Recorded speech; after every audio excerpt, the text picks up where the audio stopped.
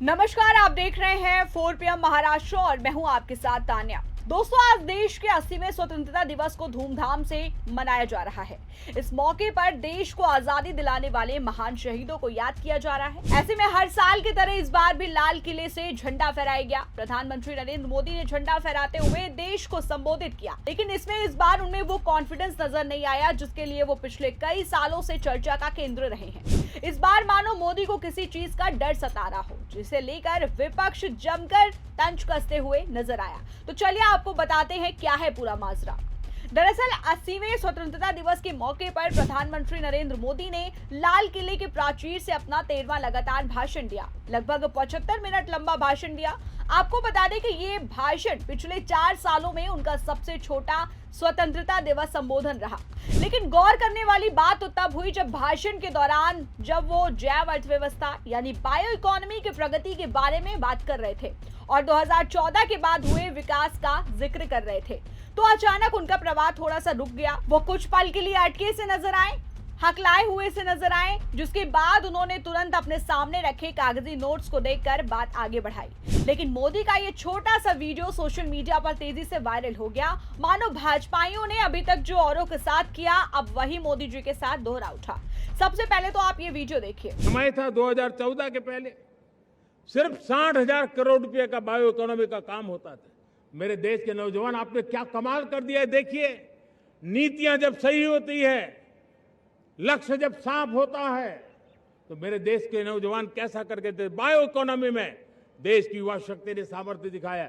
2014 के पहले जो 60,000 करोड़ का कारोबार था, आज वो कारोबार बायो इकोनॉमी 20 लाख करोड़ पहुंच चुकी है। दोस्तों,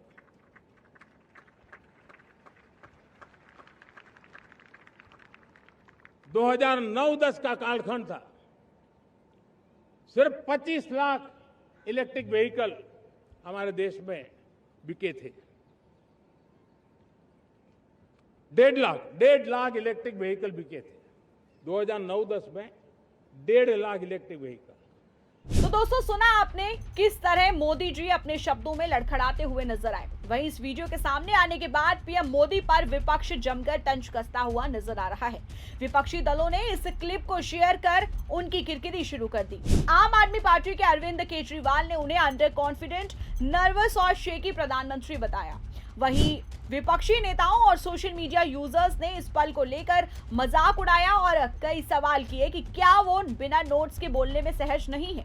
कांग्रेस नेता पवन खेड़ा ने व्यंग करते हुए लिखा कि महामानव बिना टेलीप्रॉम्प्टर के। इसके साथ ही पवन खेड़ा ने बाबा रामदेव का एक वीडियो शेयर करते हुए लिखा कि मोदी जी बधाई हो, दिमागी नक्सल हुआ है। वहीं इस वीडियो में बाबा रामदेव सरकार को ही सवालों के घेरे में लेते हुए नजर आए। क्या कुछ कहा उन्होंने, आप भी सुनिए। चारों तरफ देश में हंगामा है। छोटे छोटे स्कूल कॉलेजों से बच्चे निकल रहे हैं कि हमारे यहाँ टीचर नहीं है, हमारे यहाँ लाइट नहीं है, हमारे यहाँ पानी नहीं है, हमारे यहाँ शौचालय नहीं है, हमारे यहाँ टीचर है तो किताबें नहीं है, किताबें हैं तो टीचर नहीं है, और टीचर है तो पढ़ाई में नकल हो जाती है, कहीं पेपर लीक हो जाता है। और पेपर पास भी कर लिया, 10वीं 12वीं का बोर्ड एग्जाम भी दे लिया, तो 10वीं 12वीं के जो एग्जाम के मार्क्स हैं वो कहीं जुड़ते ही नहीं है। कॉम्पिटिटिव एग्जाम्स के आधार पर ही आगे यूनिवर्सिटी में सिलेक्शन होता है, और उसके बाद में फिर जो है जब कहीं नौकरी की बारी आए, खास करके गवर्नमेंट जॉब्स में इंटरव्यू के दौरान 90 से 99% घोटाला होता है। अपने विचार, अपने संस्कार, अपने संगठन, अपने ही जाति वर्ग समुदाय के लोगों को ठोक लेते हैं और बाकी को बाहर धक्का मार देते हैं। ये बहुत ही अपमानजनक है। ये लोकतंत्र के खिलाफ है, ये न्याय के भी खिलाफ है। एक तरफ हम कह रहे हैं सत्यमेव जयते, यतो धर्मस्ततो जये, हमने शासकीय उद्घोष बना दिए, और वहां जब किसी को इंटरव्यू की बारी आती है तो 10 में से पहले से ही तय करके और पैसे लेके 25-50 लाख 1-1 करोड़ रुपए की रिश्वत लेकर के फिर भर्ती करते हैं। अब ऐसे ही आंदोलन करना पड़ा तो देश कैसे चलेगा। इसलिए भाई सुधर जाओ, नहीं तो देश में आंदोलन और ज्यादा भी हो सकते हैं। आंदोलन के नाम पर मैं अराजकता, अनार्की का समर्थक नहीं हूं, लेकिन भाई ये बात तो जरूर है, देश में घपला भी बहुत है। ये घपले ठीक कर लो। नहीं तो कोई ऐसा ना हो कि बाबा रामदेव को दोबारा आंदोलन करना पड़े। गुरुजी पश्चिम बंगाल सरकार के 100 दिन पूरे हो गए गुरुजी। पश्चिम बंगाल सरकार के 100 दिन। Thank you. अब पूजा आचार्य जी बात करना, बोल दो हाँ। हालांकि पीएम मोदी ने इस दौरान आर्टिफिशियल इंटेलिजेंस, सेमीकंडक्टर, नक्सलवाद, एमएसएमई और युवाओं के लिए फ्री कोचिंग जैसी कई बातें कही, जिसके बाद पीएम मोदी द्वारा दिमागी नक्सलियों को अलग थलग करने की जरूरत है वाले शब्द पर सचिन पायलट ने कहा, अभी नए नए शब्दों का आविष्कार हो रहा है। कोई दिमागी नक्सली है, कोई अर्बन नक्सली है। आज के समय में जिम्मेदार व्यक्ति को इस तरीके से बातें करना शोभा नहीं देता। उन्होंने कहा कि ये कहीं न कहीं भड़ास निकल रही है और जो नौजवानों में इस सरकार के खिलाफ आक्रोश पैदा हुआ है, शायद ये उसी बात का परिणाम है। इस तरह की भाषा का इस्तेमाल किया जा रहा है। सचिन पायलट ने पीएम मोदी के संबोधन पर कहा, आप सब जानते हैं महिला आरक्षण पर दशकों से ये मुद्दा चल रहा था। कांग्रेस पार्टी की सरकार थी, तब हमने समर्थन किया और सर्वसम्मानित से संसद में ये बिल पास हो चुका है। फिर अब इसको अब तक लागू क्यों नहीं किया गया? सचिन पायलट ने आगे कहा, महिला आरक्षण के नाम पर आप राजनीतिक सिद्धि साधना चाहते हैं, खैर गैर कानूनी परिसीमन को लाना चाहते हैं और हम उसके खिलाफ हैं। महिला आरक्षण तो हमने बहुत पहले ही पारित कर दिया है, तो फिर इंतजार किस बात का? उसे लागू कर देना चाहिए। उन्होंने आगे कहा कि जहां तक परिसीमन की बात है तो पहले जनगणना होती है और उसके बाद आयोग बनता है। आयोग की सिफारिशों के बाद परिसीमन लागू होता है। पायलट ने आगे कहा कि ये अपने राजनीतिक फायदे के लिए बिल को थोपने की कोशिश कर रहे हैं, उसके खिलाफ पूरा देश विपक्ष है। वहीं सपा प्रमुख अखिलेश यादव ने तो मोदी के भाषण को ही झूठा बता दिया। इस दौरान मोदी को घेरते हुए उन्होंने क्या कुछ कहा, आप देखिए इस वीडियो में। हालांकि मुझे अनपार्लियामेंट्री वर्ड नहीं इस्तेमाल करना चाहिए, लेकिन प्रेस के सामने तो करने में कोई दिक्कत नहीं है। लाल किले से झूठ नहीं बोलना चाहिए।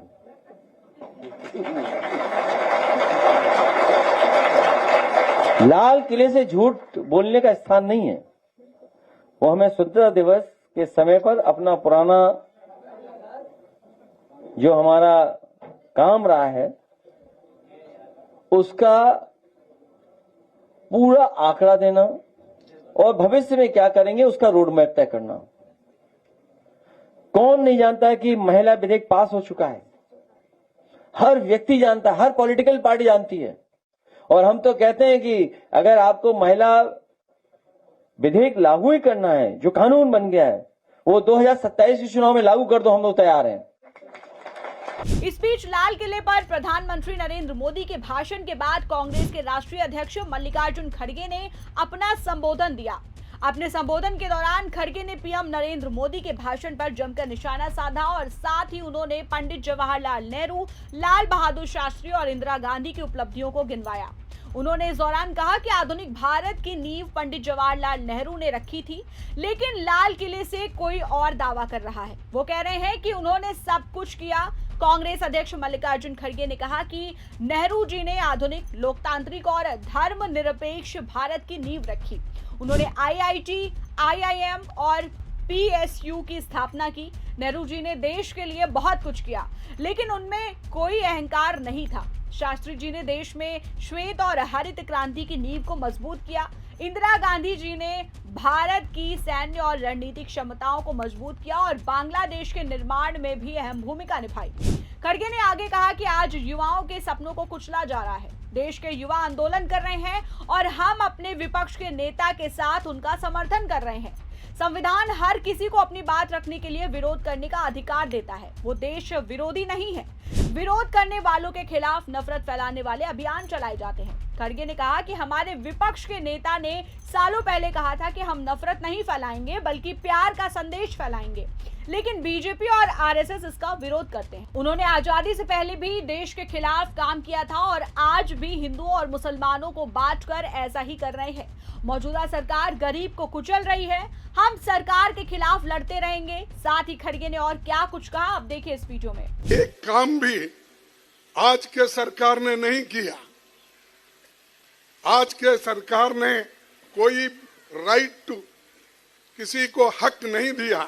खाने का हक हमने दिया, शिक्षण का हक हमने दिया, काम करने का हक हमने दिया।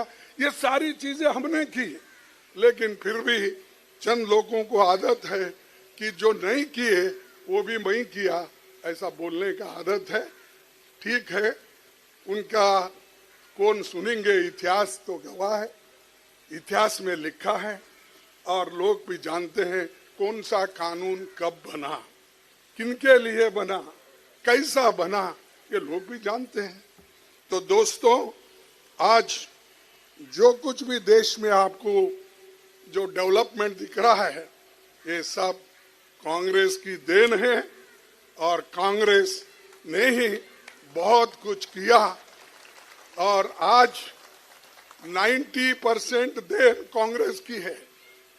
कहीं नाम बदलना हमने नहीं किया, हमने इंसान को उसके मासी हालत को बदलने की कोशिश की, नाम बदलने की कोशिश नहीं की। और ये क्रेडिट लेने का काम करते हैं, करने दो, लेकिन बहुत दिन ये चलेगा नहीं। गौरतलब है कि पीएम मोदी का आज का भाषण के दौरान जिस तरह से गिरा हुआ कॉन्फिडेंस देखने को मिल रहा, ये सियासी गलियारों में चर्चा का विषय बना हुआ है। खैर, इस मामले पर आप क्या सोचते हैं, आपकी क्या राय है, हमें कमेंट सेक्शन में जरूर बताएं। और अगर आपको ये वीडियो पसंद आया हो तो वीडियो को लाइक करें और चैनल को सब्सक्राइब करें और बने रहिए हमारे साथ और देखते रहिए 4 PM महाराष्ट्र।